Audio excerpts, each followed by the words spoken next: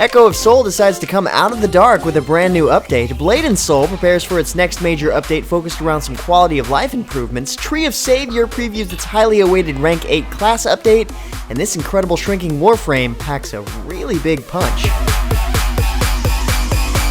Okay.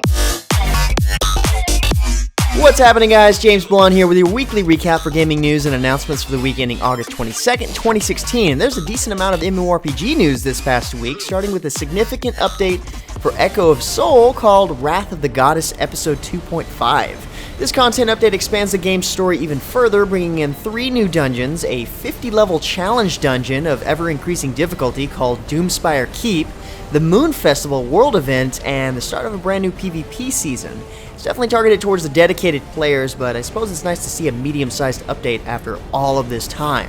Check out the new trailer and the info from the link in the description below. Also from Area Games, the new anime MMORPG Twin Saga started up official closed beta. Like I mentioned last week, it really doesn't take long for games from Area to go from Founders Early Access to closed beta, then to open beta. So here we are in closed beta. That means very soon we'll see open beta. And again, I've heard some decent things about the game from friends in the Founders beta. So if you're looking to check the game out, you can gain access via the invites, like always, Founders packs of course, there's 7 of them, and closed beta key giveaways. I actually just got word that MMO Huts has some, so I'd expect to see them up at the giveaway section within the next couple of days. So keep a lookout for that. Also launching last week, we have the latest free expansion for Neverwinter, Storm King's Thunder, which is now live on PC. This expansion adds in 3 new adventure zones, a new campaign, a new dungeon, some major class balancing, and more. The new zones that are added in this expansion are Bryn Shander, Lonely Wood, and Cold Run, all culminating in the most challenging dungeon yet, Fangbreaker Island. In the latest dev blog, they break down the icy shores of Cold Run, one of the new zones I mentioned, a harsh wilderness by the sea of moving ice. I'd say keep a lookout for frost giants in this area for sure. On a similar note, as another reminder, Riders of Icarus gets its second massive update known as the Exarahn Badlands this past week.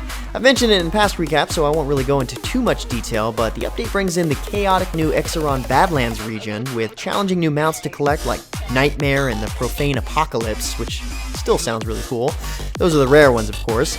Guild Alliance Wars, Mana Stone battles, and even more. MMO Huts has a nice and detailed write-up about the expansion, so I'll link that in the description below for more info.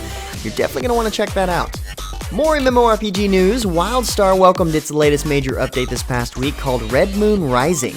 The major star of this update is the Redmoon Rising Raid, which released its first wing with this update. Players will board the Redmoon Terror to deal with none other than pirate zombies. Of course, this update also includes various fixes, tweaks, and balance changes, but it also included a refresh of Madame Faye's inventory, which includes some retro-themed rewards and throwbacks. Not exactly a huge update to say, but an update either way. Next up, it looks like we've got another content update headed to Blade and Soul this week. Wednesday, in fact. This one is called the Desolate Tomb Update, named after the next level challenge dungeon where players will be faced with the invading Talus army in the Tomb of Exiles.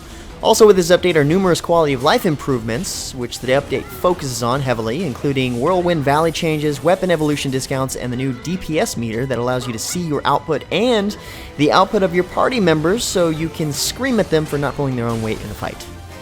Or whatever you may choose. With the new weapon evolution changes, the materials used to evolve your weapon to the next stage are permanently reduced, in addition to a new weapon path that provides additional discounts.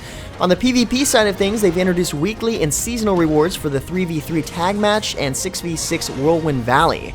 Decent-sized update focused on quality of life improvements, which are always welcomed in my opinion.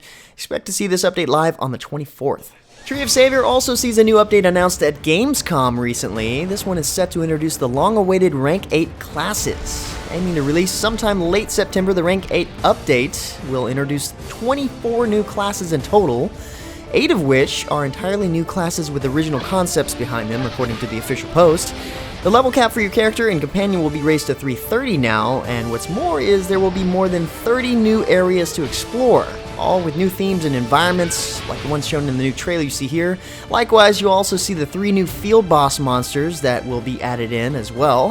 Hopefully behind the scenes, they're still working on all the bugs, but it's still nice to see an update like this on its way for players that are dedicated to the game, despite its issues.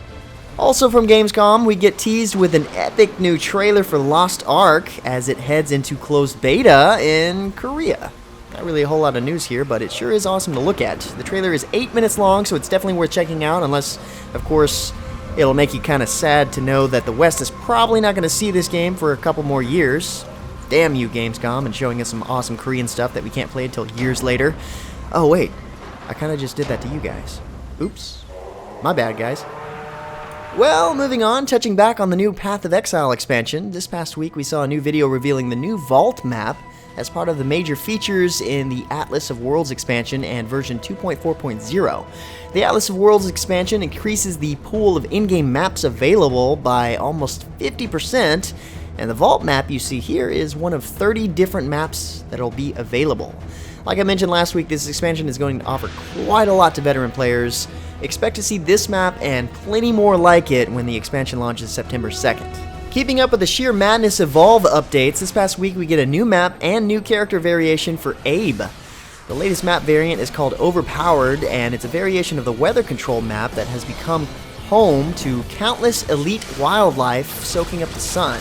It gets its name from its crazy buffs these creatures provide. There are 3 different types: offense, utility, and defensive, and hunters and monsters have 5 slots for these wildlife buffs, so the idea here is to stack them up and create a playstyle that can basically make you overpowered. Hence the name. Renegade Abe is definitely one to fear if you're a monster. Due to the events following Cataclysm on Shear, Abe has taken on the assault role in this variation. His primary weapon is the double-barreled shotgun that poisons targets for extra effect, where the alternate fire increases damage and spread using both barrels, but doesn't poison. His secondary is a nerve toxin dart that inflicts damage over time, as well as increases all additional damage done to the monster. These weapons, along with his corrosive grenade and lesser defense matrix, perhaps make him a bit overpowered, if you think about it. Speaking of new maps, Overwatch showcased a beautiful new European-style castle town map called Icarus for Assault and Escort game modes. On this map, one team must escort a battering ram to Icarus Castle to reclaim Balderich's remains from their current resting place, while the opposing team does everything in its power to thwart the keep from being breached. The map is now live on the game public test server, but will probably get some tweaks before it goes live on the live servers. Next up, the cool new MOBA RTS hybrid game, Drop Zone, I mentioned in past recaps, released a cinematic trailer as it goes into a slightly more public closed beta. Recently, Sparky Pants changed up the way the players start, and in doing so erased all of the accounts, resetting their progression and gear. Now players will start with 3 pilots, Vice, Recon, and Widget, and will have their set of default gear. But from here, you can unlock additional pilots and gear by spending the in-game currency in the shop, which you get from just playing the game, and open gear crates to receive gear at random. There are currently 6 pilots in the game, and more to come, I'm sure, but no matter what you purchase in the cash shop, with either in-game currency or real cash money, it's always randomized, so it's always fair.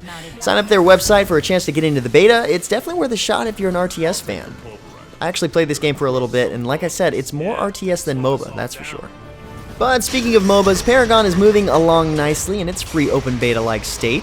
In fact, they've got a new support caster arriving in the game tomorrow, August 23rd. This time, it's the overweight but still very capable orc, Narbash.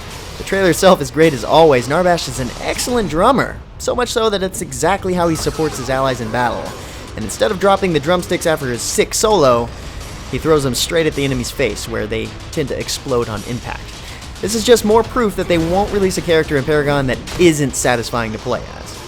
And finally, for our last bit of news, even though there's still plenty of news to talk about, Warframe welcomes the Silver Grove update this past week, featuring the new Warframe Titania, new Lunaro improvements, and the new Glyph system. With Titania, you can overwhelm your foes with swarms of razor-winged butterflies, distract opponents with shiny lures, and morph into a small but very deadly flying fairy. All of the things that consist of your enemy's nightmares, basically. She definitely packs a punch. That's the easiest way to say it. In this update, the newly released Team Sport Lunaro is expanding with a new Steel Meridian themed map, featuring a sideways net and midfield ramps, along with new gameplay improvements including a dedicated pass button and the ability to guard while holding the Lunaro. This also means better matchmaking improvements and smoother gameplay overall. With the new glyph system, you can leave more than just the dead bodies of your fallen enemies on the battlefield. You can now leave a uniquely designed glyph behind in order to make a statement in your environment. These features are now live in-game with the new update. Check out the official patch notes for more details. Thanks again, guys, for all of the support. That's about it for all the news this week. As for me, I'm doing good on the job hunt. I've got several opportunities in front of me, so wish me luck. Like always, you can pick up more information about the news featured in the recap from the links in the description below. Feel free to discuss and add more news in the comments, and don't forget to like and share this video. But until next time, guys, that's going to be it for me. I'm James Blonde. See you out there, gamers.